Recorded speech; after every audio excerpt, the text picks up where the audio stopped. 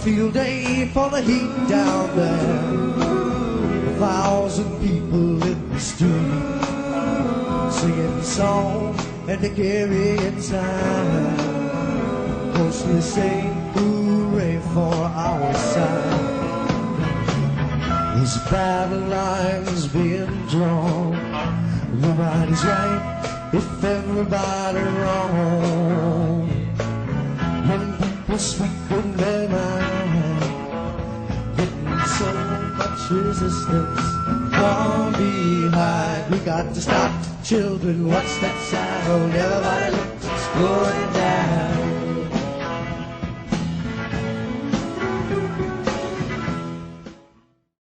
Hello, everyone. This is Lauren Steiner. Welcome to tonight's edition of The Robust Opposition. I'm very pleased to have with me as my guest tonight, the esteemed Robert Kuttner. How you doing, Bob? I'm doing well. Thanks for having me. You are the co-founder and co-editor of the American Prospect, and you are the founder of the Economic Policy Institute, which is a progressive think tank. We don't have enough of those. And the author of 12 books, the last one being The Stakes, 2020 and the Survival of American Democracy. First, let's talk about the theme of your book, and also something that you wrote about the letter from the old New Left to the new Left. They said DSA was wrong not to endorse Biden, and many of them felt guilty about not supporting Humphrey in 1968 and getting Nixon instead. And I actually argued with Tom Hayden about that during Occupy. I was asking him why he was not more supportive of Occupy, seeing as the program that we were asking for was very similar to his Port Huron statement. And I asked him why he supported Obama's re-election in 2012, seeing as Obama had turned out to be such a corporatist.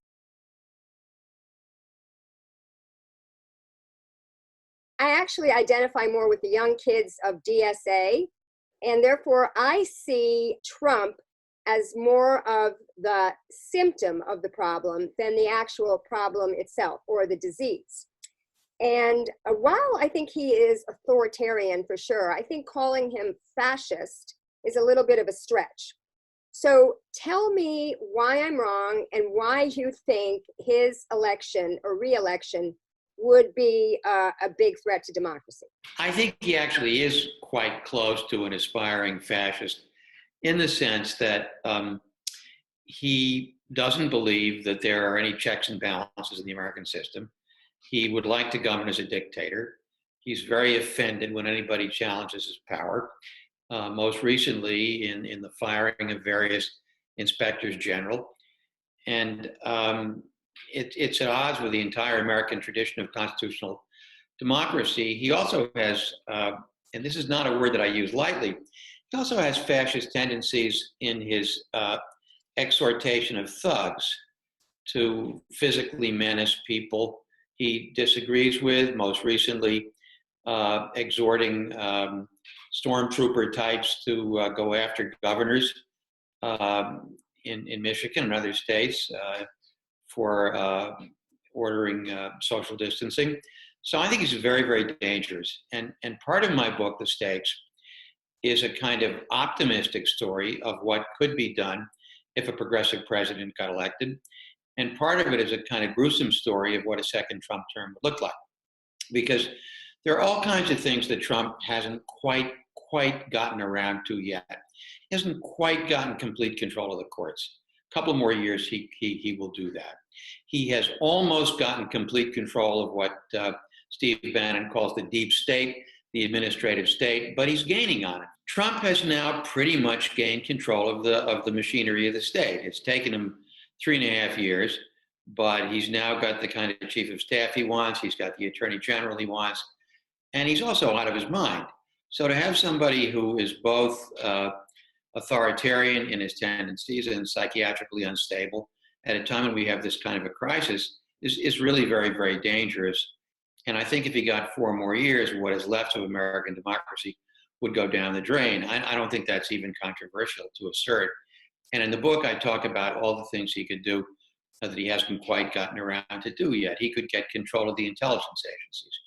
He could get Congress to pass an Official Secrets Act, which would put journalists at much greater risk.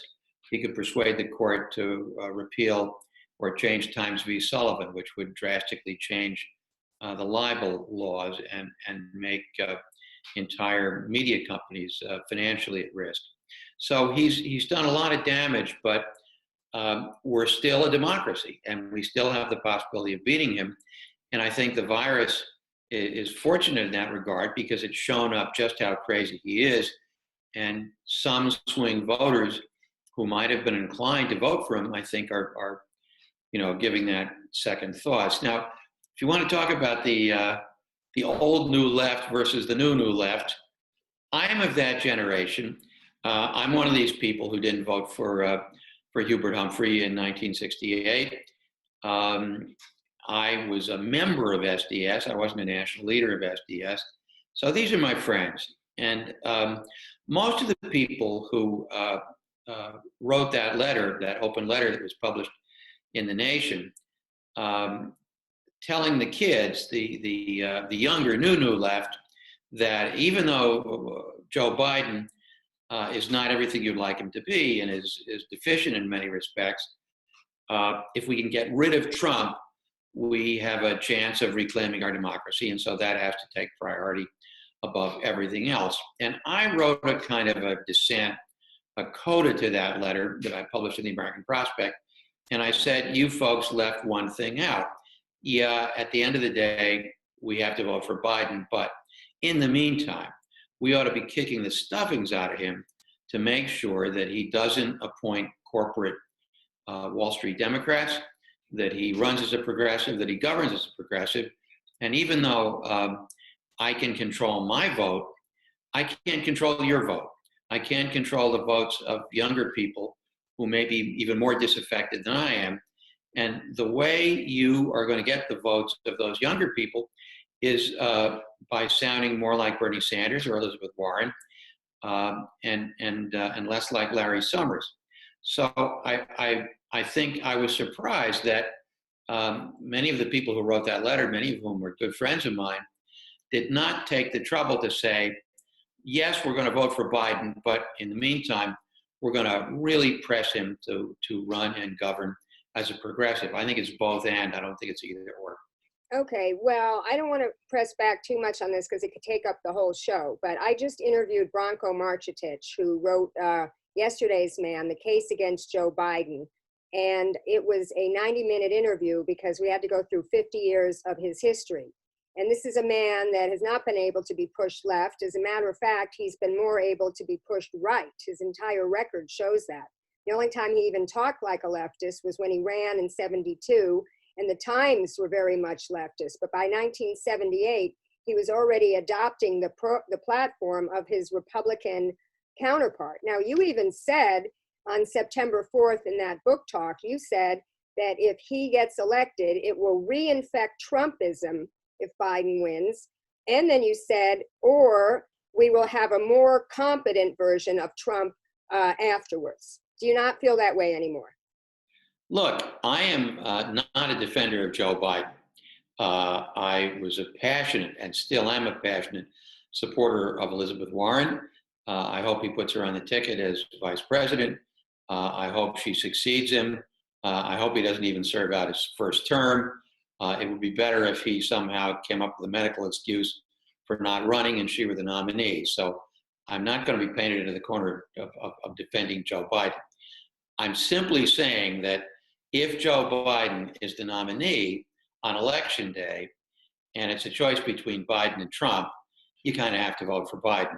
And in the meantime, I've been spending almost every waking hour exposing the efforts of neoliberal corporate Democrats to take over the Biden campaign, which I think is an enormous risk. So he ain't my hero. Yeah. And I think it's a travesty with all the people who ran for the nomination that, of all people, Joe Biden, who's even older than Trump and looks older than Trump, and you worry about if he has the bandwidth to do the job. The less bandwidth Biden has, the more he's past his pull date, the more the risk is that the people who he appoints are going to be running his administration. So I'm certainly no fan of Joe Biden. I do think it would be really irresponsible, except in a state that the Democrats are going to carry anyway. I mean, if you are in New York or Massachusetts, vote for whoever this year's equivalent of Jill Stein is, because it doesn't matter. But if you're in a swing state where the election is going to be close, where the election is going to be decided, then I think you have a responsibility to vote for Biden, because otherwise you run the risk of Trump getting a second term, and then we really do have something close to full-on fascism. So I want to be clear about this. I'm not making this argument as an enthusiast or an apologist for Joe Biden. I'm appalled that he's going to be the nominee. That said, we can't let Trump get a second term. So that's a kind of a tightrope act for somebody with my politics. Right. And I do think that the people who voted for Eldridge Cleaver or whoever in 1968 now realize that there really was a difference between Hubert Humphrey and Richard Nixon, and that Nixon ushered in a period of prolonged Republican rule. Although you could say that Nixon was very responsive to his times, and he would be considered a moderate Democrat today. He did all the environmental laws, and he did pass some of the civil rights stuff because he was responsive. They didn't have the vast right-wing machinery with the think tanks and Fox News and the lobbyists and all that. Nixon pivoted around 1971, 1972. And one of the emblematic moments was when, first of all, the Southern strategy. I mean, Nixon saw what George Wallace was up to, and Nixon embraced racism as a strategy for winning in the South. So, he starts out as a red baiter in the 40s. He red baits Jerry Voorhees, who was a progressive Democrat. He wanted that congressional seat. And then he becomes kind of a moderate, at least compared to say a Goldwater. And for the first couple of years of his presidency, when you have a strong Democratic majority in the House and the Senate, he agrees to sign some environmental bills, some consumer bills. And then he realizes that his future is with the right. And so you have the Southern strategy, where Nixon becomes a racist. And that was very, very effective. And Nixon also pivots to the sort of right-wing view of the family. The emblematic moment there was when Walter Mondale sponsors the Comprehensive Child Development Act, which would have had universal pre-K, not babysitting pre-K, but kindergarten, public kindergarten style pre-K, passes both houses. And Nixon, looking to the kind of socially conservative far right, vetoes it, warning that this is a kind of a communistic plot to have the state take over the raising of your children. So by the time Watergate happens, Nixon is not only showing his authoritarian tendencies, but he's showing just how much of a hard right-winger he is. And this ushers in a whole period, punctuated by this interregnum by Carter, who was the most conservative Democrat since Grover Cleveland, where it's just wall-to-wall Republicans, followed by Clinton and Obama. And, it's not Reagan who says government's not the solution, government's the problem. It's Bill Clinton. So these center-right Democrats, they're corporate Democrats, are imitating Republicans. So, we didn't know all that in 1968. In 1968, all that mattered to my generation was that Humphrey, who actually had a pretty good record as a civil rights Democrat, didn't have the guts to stand up to LBJ and challenge Johnson's Vietnam policy until it was too late. And there was a sense of disgust that Bobby Kennedy had been shot, that McCarthy had been beaten, and there was a sense of despair that the war was going to go on forever. So that was the climate in which a lot of good progressives couldn't bring themselves to vote for Humphrey. So now it's a half a century later, and they're saying, had we known what would have happened, what was going to happen, we would have voted for Humphrey as the lesser of two evils, and don't make the same mistake by letting Trump get 4 more years. It's, each as Paul Simon wrote, every generation sends its hero up the pop charts. And if you're 30, you're not going to take advice from somebody who's 75, and that's just normal. But it's interesting. So I'm just speaking for myself. I'm not pretending to speak for my generation. Okay. I'm 62, and I'm still with the DSA kids, but I don't want to press you on this. In that EPI, no, but I want to press you on this. Okay. So are you saying that you'd rather cast a protest vote for a third-party candidate in a swing state and risk re-electing Donald Trump than vote for Biden? I don't know that I would do that. I don't want to be put on that spot because I do live in California and I do have the, but I have to make it more nuanced than that, because look, what I have said, I used to say, I was a Bernie delegate, as I told you, I ran LA for Bernie, that Hillary was horrible and was not going to be any worse than Trump. Okay, that's what I used to say. After watching Trump govern, and I had on Jim Lardner, who asked a question of you at that September 4th thing. He did a great report mapping Trump's corruption. Yep. I had him on my show, and I know full well why Trump is bad, okay?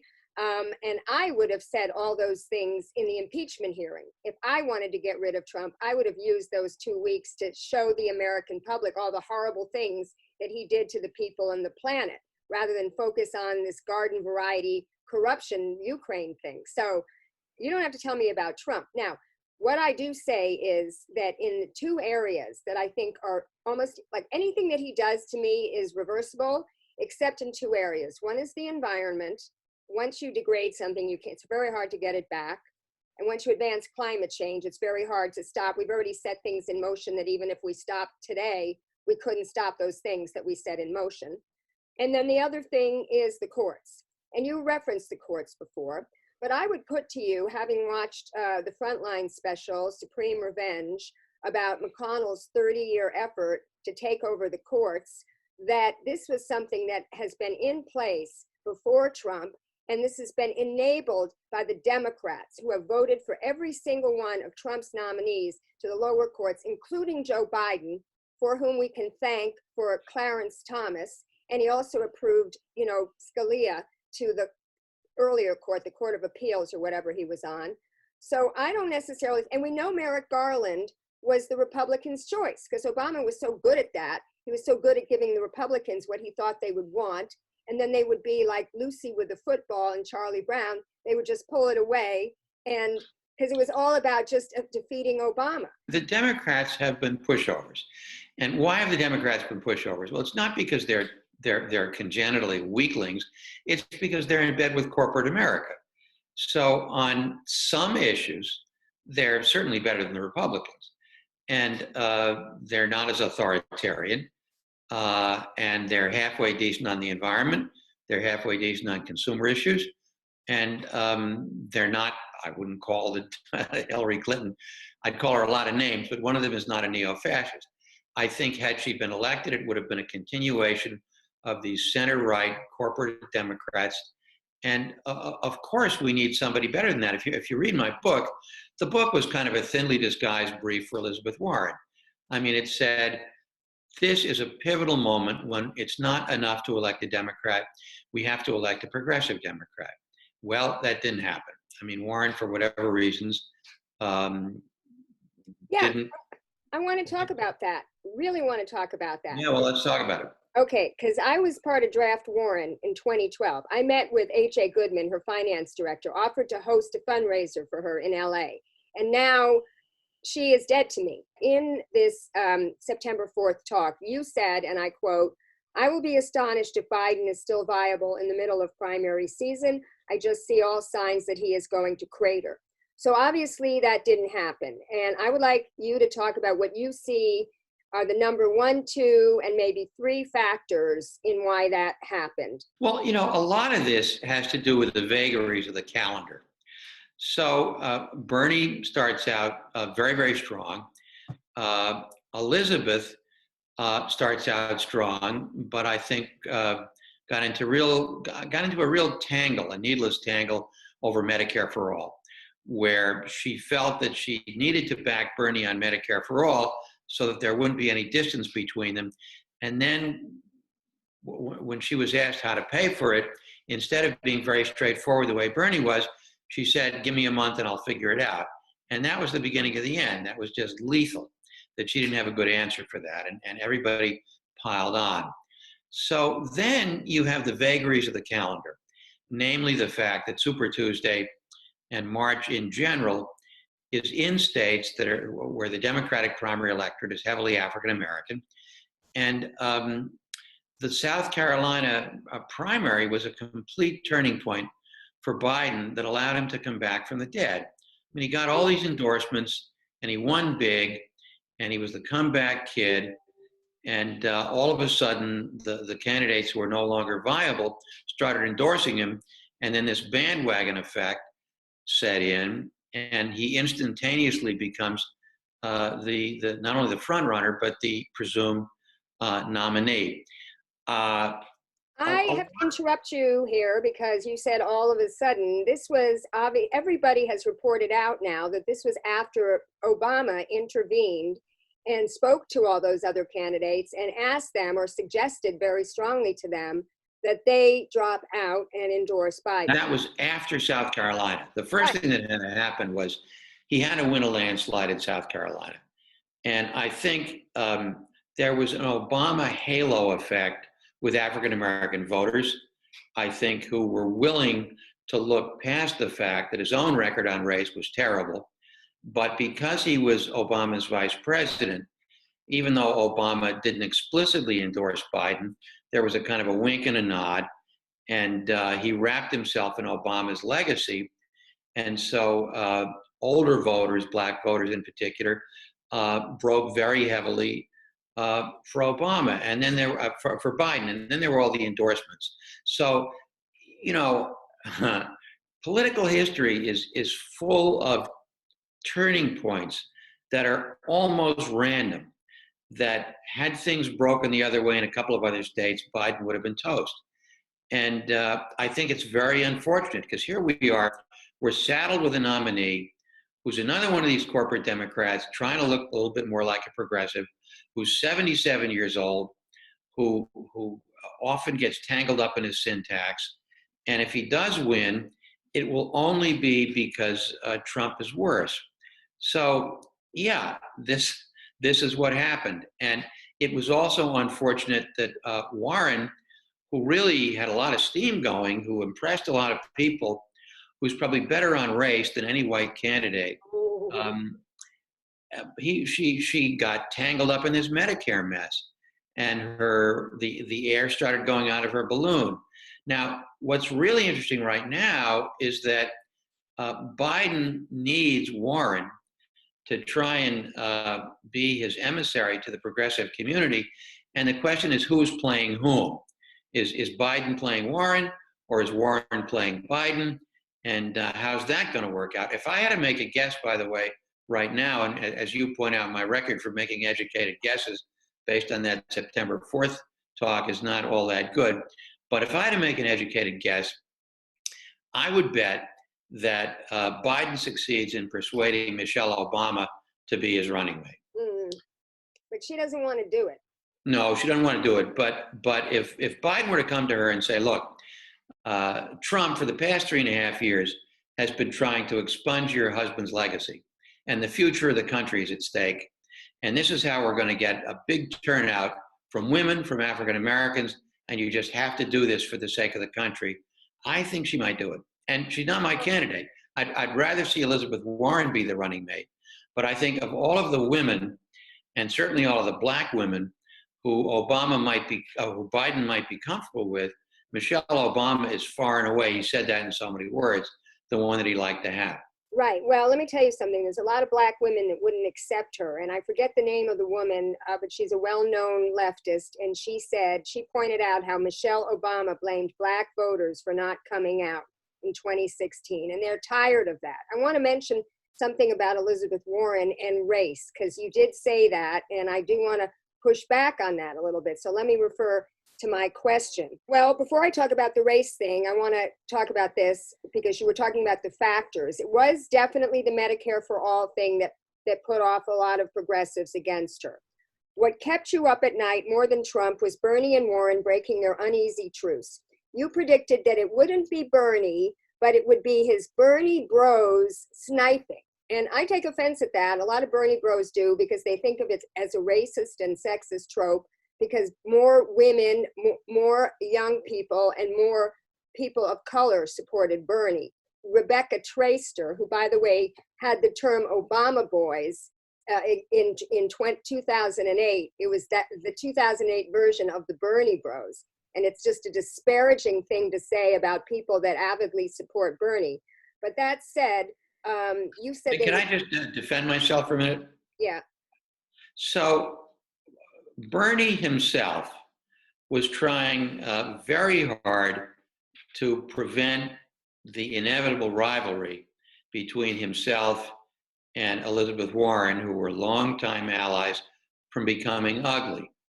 And there were a lot of people, I'm not saying this was a wink and a nod, I'm saying this was people on their own say-so, who had a much edgier view of Warren, a much more critical view of Warren, who were falsely claiming that Warren was really a moderate, disguising herself as a progressive, who were taking really nasty pot shots at Warren in places like Jacobin.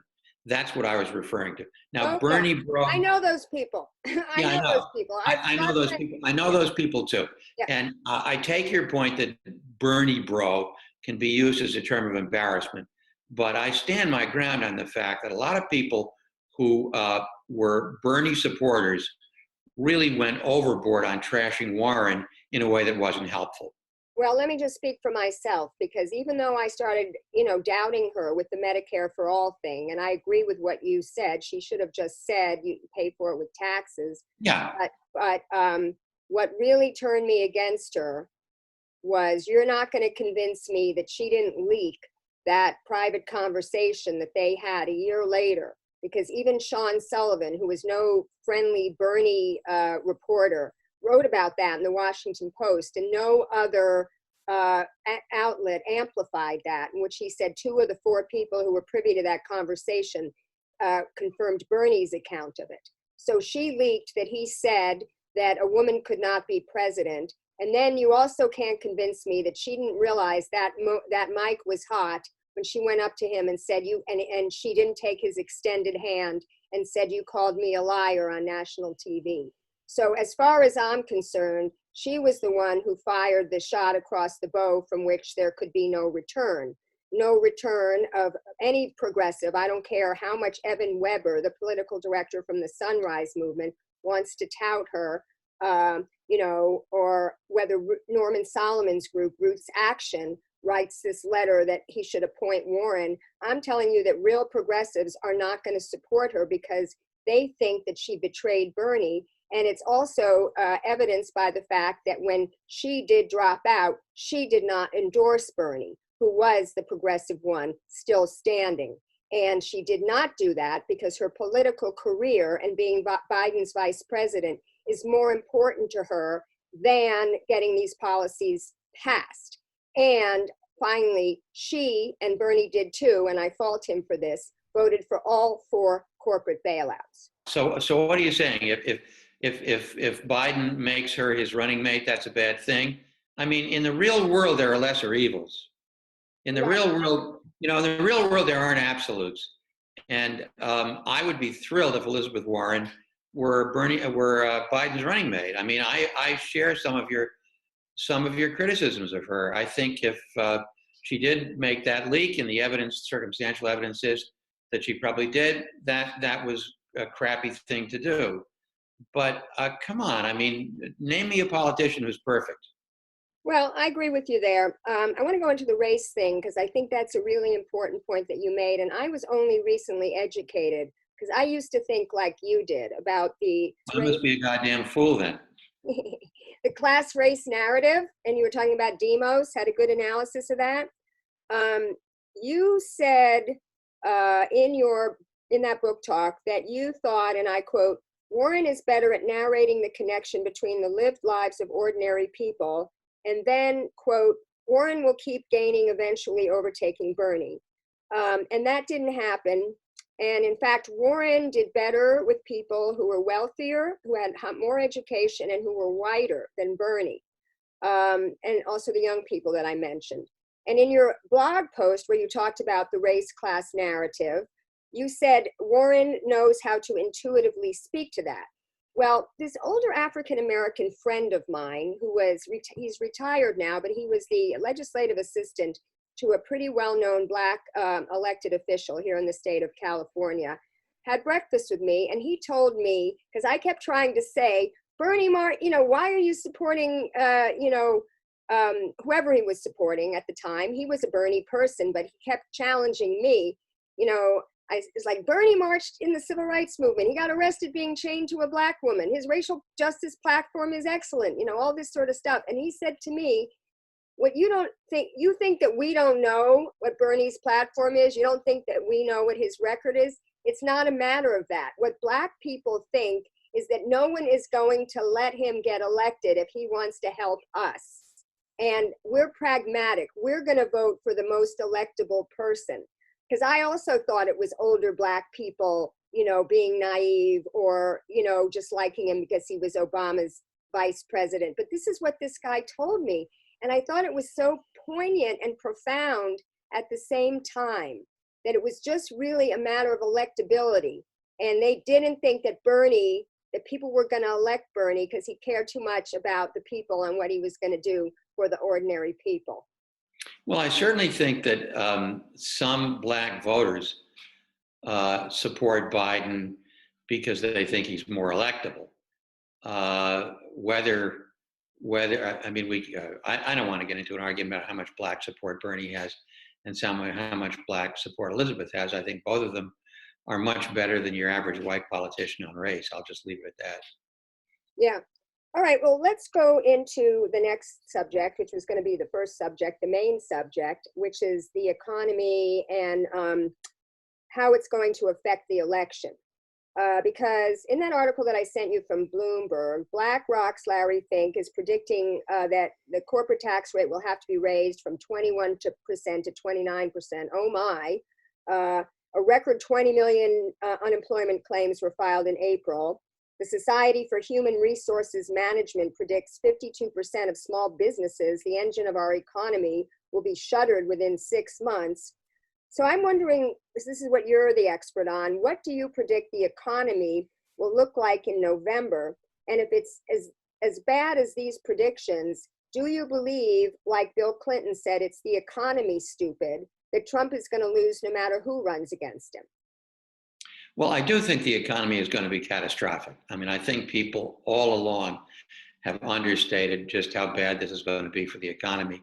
That's why I think you need a World War II scale mobilization of trillions and trillions of dollars to have a green transition, to rebuild infrastructure, to bring back domestic manufacturing, to have a jobs program. The private sector is not going to do this. I mean, the Federal Reserve has been throwing money at Wall Street, and all that has done is it's propped up junk bonds and private equity and hedge funds, hasn't done anything for the real economy. I mean, it took from October of 1929 to March of 1933 for the Great Depression to bottom out. In this collapse, it's going to bottom out within 6 months. And you're going to have unemployment rates north of 20%. You're going to have a drop in GDP of something like 30%. And you're going to have businesses that are just never going to recover. A lot of small businesses are never going to recover. A lot of industries are going to have a hard time recovering. We've never had anything like this, where the government had to engineer a recession, a depression, for the sake of public health. So yeah, now whether you get corporate tax rates raised, which Larry Fink thinks is a catastrophe, which I think would be a great thing, that depends on whether you get a progressive version of Biden or Warren or whoever, and both houses of Congress. But raising tax rates has almost nothing to do with whether the economy is going to collapse. I mean, the economy is collapsing because you can't have an economy when everybody is staying home. And I think the degree of the collapse and the remedy needed to shore up some kind of recovery, that's been understated at every step of the way. Now, I did a show about the corporate bailouts. I did 2 of them with Dave Dayen and also with Zach Carter from the Huffington Post. So we don't need Right. to get into why those bailouts were so bad. But what I want to talk to you about, because you're also study politics, is why, well, I kind of know the answer, but why Nancy Pelosi and Chuck Schumer caved. I mean, how do they think, if it is going to be the economy, stupid, you would think that they would want to try to make the economy for their potential voters better, the real people's economy by November, by bailing the people out. You know, I listened to the Congressional Progressive Caucus today. They had a hearing about the racial inequality result of COVID-19. And William Barber spoke, and this woman from the an immigration organization spoke, and they're so earnest. I mean, Pramila Jayapal, Barbara Lee, all the people that were talking, and they're so earnest. You know that they know what needs to be done. Yet, all of them voted for the corporate bailouts. Why don't the Democrats ever use their power? This is what I want to ask you. Well, let's talk first about Schumer. So Schumer is the ultimate corporate Democrat. He's a senator from Wall Street, and he was very happy to give McConnell what he wanted in exchange for a relatively modest amount of unemployment compensation and helps to small businesses. I think Pelosi, who's a little better on a good day than Schumer, made the mistake of letting the Senate go first, because her members were reluctant to come back to the House in the flesh for public health reasons, and she did not want to set the precedent of remote voting. Now, you may remember from the Constitution that all money bills are supposed to originate in the House. Pelosi gave away the advantage of having the House move first, so if the Republican Senate moves first, she's in the position of either taking it or leaving it, or trying to get McConnell to make it a little bit better. I think both Pelosi and Schumer have been very inept. They don't have a terribly strong hand because Trump has the White House, McConnell has the Senate, but the hand that they've played, they haven't played well. They had much more leverage potentially than they exercised. They didn't get relief for workers who lost their health insurance when they lost their jobs. They didn't get relief for food stamps. They didn't get relief for state and local governments. And they should have said to McConnell, if you want to get this bailout for Wall Street, you've got to give us more unemployment comp. You've got to give us aid to workers who've lost their health insurance, because this is nothing if not a health crisis. You've got to give us aid to state and local government. And they got rolled. And I think partly they got rolled because they're not that effective as leaders. Partly they got rolled because they're not all that progressive to begin with. And then, of course, they got a divided caucus. So you've got a very wonderful Congressional Progressive Caucus, about 100 people. But you've got about another 135 Democrats who include centrists. And Pelosi somehow has to hold that together, and that's not easy. Whereas almost all of the Republicans have a sense of unity. They're totally in bed with corporate America. They're totally in bed with Trump.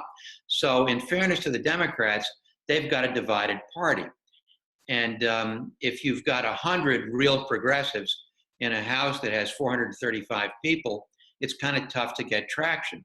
So the bill comes back, and it's got a lot of corporate bailout in it, and it's got, you know, several hundred billions of dollars of relief for real people. So what do?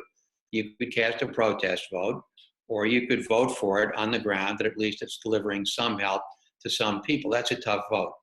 Well, I think that Bernie, if he had not suspended his campaign for that first bailout, I would imagine that he would have voted no against that, and it would have gone down as one of his lone courageous votes, like, you know, against the Patriot Act, against the Iraq War, against the bankruptcy bill. You know, I think that he, like you said, doesn't want to look like he's denying people this paltry little $1,200 check. And he made a lot of hay out of getting the gig workers included in the unemployment benefit. Which was good. Okay, I feel like at this point, and I'm down on Bernie, you might be surprised to know, because I feel like he should not have suspended his campaign. I think he should have this coronavirus shows that his campaign is the campaign of the moment, shows why we need Medicare for all, why we need free public college, why we need to cancel student debt. You've written about that yourself. In his 30 years, he's gotten a lot more establishment than he would like to say. As somebody who, prides himself as fighting the establishment, he was a lot more radical in the 80s, and the kinds of policies he pursued, domestic and foreign policy, and also the tactics that he would take. He talked against both parties, back then. But, like anybody who's in an institution for 30 years, and Bronco wrote about this in his book about Biden, there's the clubbiness. And he did like Joe Biden. He didn't like Hillary. Joe Biden was literally his friend. And it was very hard for him to go negative against Joe Biden to the degree that he would have needed to go, I think, in order to win. So I know we're running out of time, and I do want to talk about what I was originally going to talk to you about, which is his advisors. Because, personnel is policy, especially if he is undergoing cognitive decline. A lot of these advisors, may get put into his administration, and they will be determining how he governs. So what can you tell us about his advisors? I know Larry Summers is the one that everybody's talking about. 24 progressive groups wrote a letter yesterday urging him not to use him as an advisor or put him in the administration. I wrote a piece that got a fair amount of attention that helped smoke out the fact that Summers was one of his advisors, called the Biden DNR list, do not reappoint. And all these corporate Democrats who were creatures of Robert Rubin, going back really to the Mondale campaign of '84, who became Clinton's economic team, and then as retreads, they became Obama's economic team, and now they or their proteges are hoping to become Biden's team. So, you've got Steve Ricchetti, who was Biden's chief of staff from 2013 to 2017. He's the ultimate corporate Democrat. He was the guy who Clinton used to strong-arm NAFTA through Congress. He then becomes a corporate lobbyist. He then goes back. He then becomes a counselor of the vice president, then becomes the vice president's chief of staff. In between, he's doing lobbying. He's the perfect example of the last person you'd want in a Biden administration. And there are lots of these guys around Biden. They are all guys. And now there are progressives. There are people who are also on the inside, like Jared Bernstein, formerly of EPI, who was Biden's chief economist, who was a kind of a counterweight. There are 3 or 4 others who were not too bad. But the problem is that the ones who are really bad are in bed with the donors. And the nexus of somebody who's a corporate Democrat, part-time lobbyist, and the donors are whispering in the candidate's ear that these are the people you should appoint. So that's why I've been kicking and screaming about all the people who are too influential in the Biden campaign. And if Biden wants the support of progressives, he dare not let these people be the ones who have the top policy jobs. I think if it goes that way, he could end up losing. Because even though I would say I'd hold my nose and vote for Biden, I know that a lot of other people are not going to do that if they feel that he's just going to turn out to be another corporate Democrat. And we'll see. The risk is that the Larry Summers of the world and the Steve Ricchettis of the world are going to end up controlling that campaign, and that would be just catastrophic, not just for the administration if he gets elected, but for whether Trump gets a second term and Biden would not get elected. Now, I know you have to go, but I'm going to give you the opportunity, if you want to stay a little bit longer, to talk about 2 things, which I think you can really enlighten my viewers about. And they're unique ideas to me, which is industrial policy and a different kind of globalization. It's not just a matter of we bring all the manufacturing home. We fell into this habit in the 80s, we being Reagan and then Clinton, of thinking that even though we did not believe in raw laissez-faire capitalism at home, that somehow magically anything that crossed borders should not be subject to any form of regulation. And then we said, let's make an exception for China. China can be as protectionist as it wants as long as Wall Street gets cut in on the action. So the storyline wasn't even consistent. It was completely at odds with itself. And we ended up destroying American industry, destroying good American jobs, because it was cheaper to offshore industry and hire the most oppressed, underpaid people in the world to make products for American consumers who, during the day, were American workers who might have cheap products, but they also had cheap wages. And this was catastrophic. It was catastrophic economically, and it was also catastrophic politically, because all of that rage ended up going to Trump. Some of it went to Bernie, but Bernie was not the nominee in 2016. And so the people who felt completely screwed by this economic deal, where the guys on Wall Street were getting all of the benefits, more than 100% of the gains to GDP went to the top 10%, and regular people were getting completely screwed. Of course they voted for somebody like Trump. So we completely have to turn this around, and you need trade that has plenty of room to allow individual countries to have the economic policies that they want. And if we want to spend trillions of dollars on infrastructure, on green transition, on rebuilding American industry, and some of that discriminates in favor of Buy America, God bless it. It's exactly what we should do. It's what we did during the World War II mobilization. We can do it again.